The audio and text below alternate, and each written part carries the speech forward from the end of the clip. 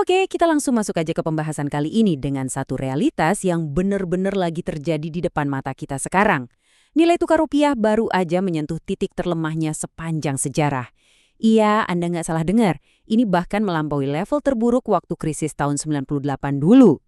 Angka 16.880 rupiah per dolar Amerika ini bukan sekedar statistik buat para trader saham ya. Ini tuh epicentrum dari guncangan ekonomi yang lagi kita hadapi sama-sama. Makanya di paparan kali ini kita bakal bongkar habis-habisan gimana sih nilai tukar yang lagi super lemah ini, yang jujur aja sebagian besar didorong oleh tekanan global, bisa berdampak sangat nyata ke kelangsungan hidup perusahaan dan pada ujungnya ke daya beli kita sehari-hari. Kita bakal telusuri jejak guncangannya mulai dari pasar global sampai langsung ke dompet Anda. Bagian 1. Skala masalah. Pertama, kita harus benar-benar paham seberapa besar sih skala masalah makroekonomi ini. Penurunan nilai tukar tuh efeknya nggak cuma berhenti di layar pasar keuangan. Nggak sama sekali. Ini memicu efek domino yang ganas banget. Mulai dari inflasi barang impor karena harga bahan baku dari luar negeri pada meroket.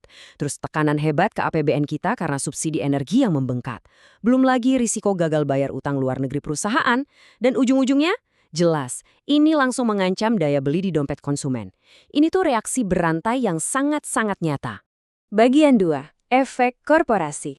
Nah, buat ngeliat gimana kondisi ini menghantam dunia nyata, ada satu studi akademik yang cukup teliti terhadap 124 perusahaan manufaktur di Bursa Efek Indonesia dari tahun 2020 sampai 2024. Yang bikin kaget, riset ini justru mematahkan asumsi besar kita. Ternyata, hantu ekonomi yang sering banget kita takuti, kayak inflasi dan suku bunga naik, itu bukan pendorong utama kesulitan keuangan buat pabrik-pabrik ini. Mereka ternyata lumayan tangguh buat ngadepin dua hal tadi. Jadi kalau bukan itu, apa dong pembunuh utamanya? Poin krusialnya di sini. Ternyata, nilai tukarlah yang jadi satu-satunya pemicu yang terbukti secara statistik bikin perusahaan masuk ke jurang kesulitan keuangan. Dan kalau dipikir-pikir, ini masuk akal banget sekaligus jadi bencana. Kenapa? Karena lebih dari 70% bahan baku industri manufaktur kita itu impor, teman-teman. Jadi begitu rupiah jatuh, ya ongkos produksi mereka langsung meledak seketika. Dan dari riset tadi, kelihatan banget jurang pemisahnya. Perusahaan-perusahaan raksasa itu bisa ngelindungin diri mereka dari kejatuhan rupiah karena mereka pakai instrumen pelindung nilai keuangan, punya dana darurat yang tebal, dan punya daya tawar ke supplier global. Tapi gimana nasib perusahaan manufaktur yang kecil? Mereka langsung berhadapan sama ancaman eksistensial. Nggak ada fleksibilitas finansial, yang ada mereka menderita krisis likuiditas saat itu juga. Bagian 3. Efek konsumen. Terus, apa efeknya buat kita? Mari kita lihat gimana tekanan di level perusahaan tadi akhirnya merembes ke kehidupan sehari-hari konsumen. Walaupun di atas kertas, pertumbuhan ekonomi atau PDB kita tercatat kuat banget di atas 5,6% awal tahun ini, anehnya, indeks keyakinan konsumen malah pelan-pelan menyusut.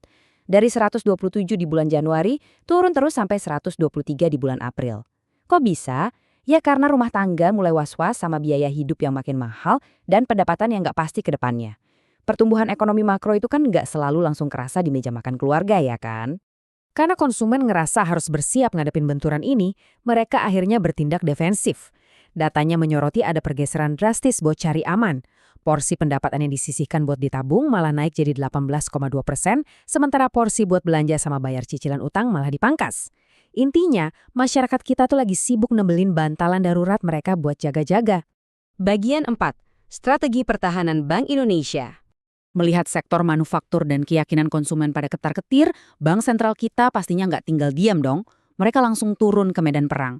Dan Bank Indonesia masuk ke pertarungan ini bawa dana perang yang luar biasa masif, lebih dari 148 miliar dolar Amerika Serikat. Cadangan devisa ini emang sengaja dikumpulin pas lagi banyak uang masuk, ya buat dipakai di momen-momen paceklik dan gejolak nilai tukar kayak sekarang ini. Buat nahan laju jatuhnya mata uang kita, Bank Indonesia ngeluarin strategi pertahanan 7 poin yang mereka sebut all out. Benar-benar agresif. Mereka intervensi gila-gilaan di pasar falas global, 24 jam non-stop, dari London sampai New York. Mereka juga narik modal asing pakai instrumen baru, sampai memperketat aturan di dalam negeri dengan ngebatasin orang perorangan beli dolar maksimal 25.000 dolar aja sebulan. Ini tuh beneran mode pertahanan skala penuh, bukan sekedar basa-basi birokrasi.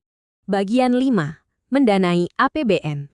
Di luar pertahanan moneter tadi, pemerintah juga punya jurus sendiri buat mastiin APBN kita tetap aman dan ada dananya. Karena pasar dolar lagi mahal dan bergejolak, pemerintah pinter nih. Mereka belok dan sukses nerbitin obligasi global raksasa dalam mata uang yuan China dan euro. Dan hebatnya, obligasi ini sampai kelebihan permintaan alias oversubscribed. Ini bukti nyata kalau investor global itu sebenarnya masih percaya banget sama fundamental ekonomi kita, biarpun rupiah lagi sempoyongan. Tapi kita juga harus tetap objektif dan ngelihat sisi utangnya. Total utang luar negeri Indonesia nyentuh angka 437,9 miliar dolar di awal tahun ini. Gila kan angkanya? Kedengerannya emang serem banget. Tapi tiap kali kita disodorin angka raksasa kayak gini, kita selalu harus nanya. Lalu kenapa? Emang dampaknya bakal seburuk itu? Nah, kabar melegakannya ada di sini. Hampir 85% dari utang raksasa itu ternyata bentuknya utang jangka panjang. Artinya apa? Utang-utang itu terkunci di profil jatuh tempo yang aman, jadi resiko kita gagal bayar dalam waktu dekat itu amat sangat kecil. Ditambah lagi rasio utang kita masih di level yang sehat banget, cuma 29,8% dari PDB. Jadi tenang aja, strukturnya masih sangat sehat dan terkendali.